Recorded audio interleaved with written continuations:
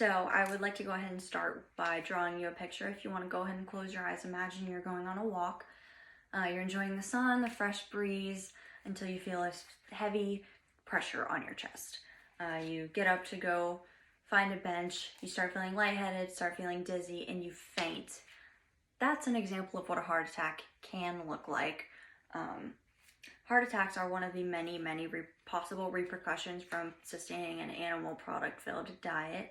In fact, according to the American Heart Association, as listed here, your risk for heart disease goes up a whopping 22% just by consuming red meat regularly, which is a very big number if you take into consideration that heart disease is the #1 killer in the United States. As far as a plant-based diet goes, throughout the course of the speech, I hope to give you better insight on health considerations that we should really take into account when making these dietary choices that we do in our daily lives, as well as animal agriculture and also environmental consequences that affect all of us.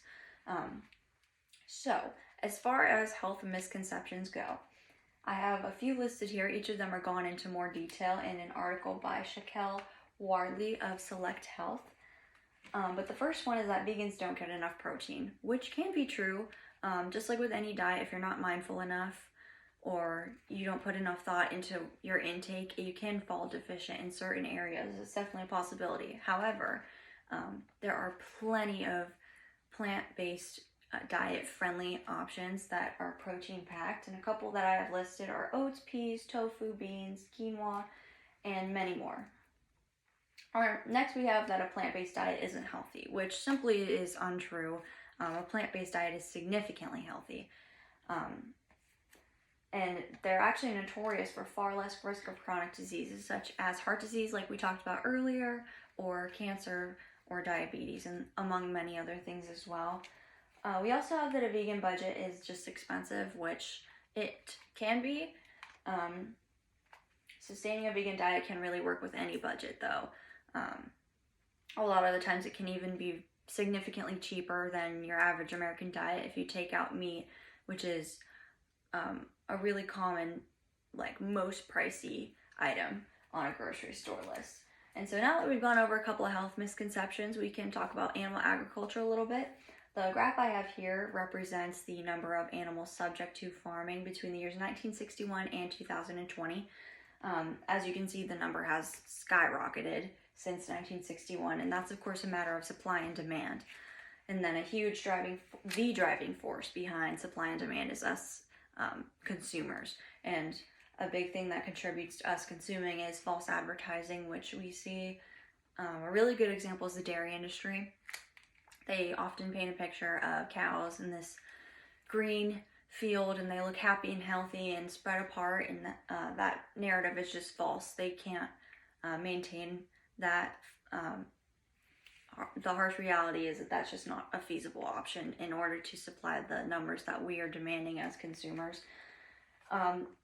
Abuse is also a factor to weigh in when making the consideration.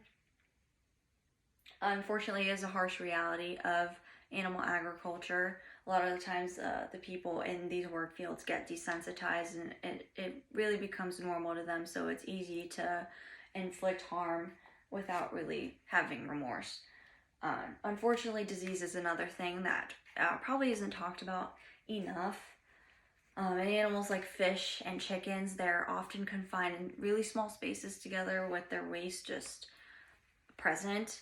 And so it's easy for them to contract illnesses. And then once one contracts something, that's the whole flock or the whole school of fish. And so all of them are wasted.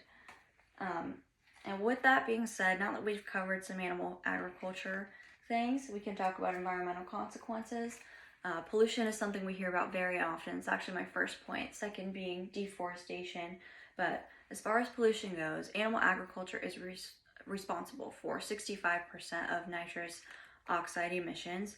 Unfortunately, if you've never heard of nitrous oxide, it's a gas that is 296 times more effective as far as global warming goes than carbon dioxide is, which is very significant.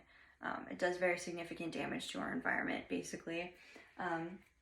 As far as the Factory Farming Awareness Coalition goes, 41% of deforestation is due to beef farming alone, and 90% of all deforestation is due to farmland expansion.